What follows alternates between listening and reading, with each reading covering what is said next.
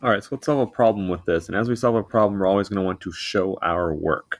Our method for that is specific. We are going to set up our knowns, our unknowns, choose an equation, substitute the values we know, and solve. So affectionately known as KUESS. Learn to love them, learn to hate them. This is what we do, is what we use. There's tons of ways to describe this, but the idea is the same. You have a setup to the problem. You have some math to do at the end, and most importantly, you do a little bit of physics in the middle, and really is figuring out what equations, what relationships connect things together. So let's try this out. So describe the motorist's direction of travel to this graph over here. It's in the positive value, so I'm going to say that's going to the right because it is positive in the positive direction. Describe the motorcyclist's motion.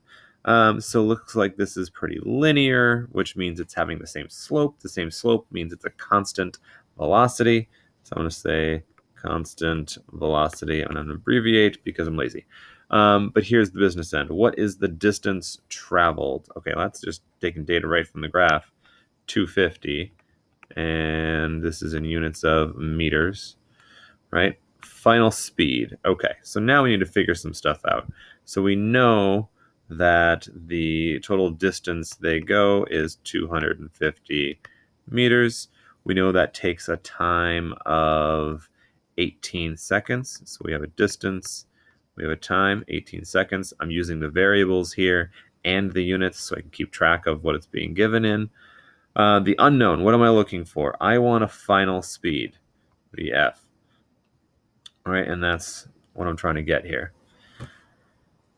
So we did say it was a constant velocity the whole time. So the velocity at the end, the VF here, and that slope, it's going to be the same as it is in the middle and the same as it is at the beginning, because it looks like that slope is pretty much the same. So the relationship here is really the final velocity is pretty much the same as the average velocity, and that's displacement over time. So that's the equation we have.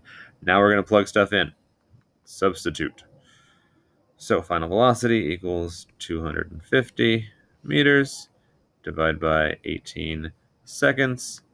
Final velocity and the average velocity, same, is 250 divided by 18 equals 13.9. I'm going to keep just about the same number of digits I started with. There's my solution. Notice the solution has a variable saying, hey, this is what I found. It has units, letting me know what I'm actually measuring in and how much those actually are.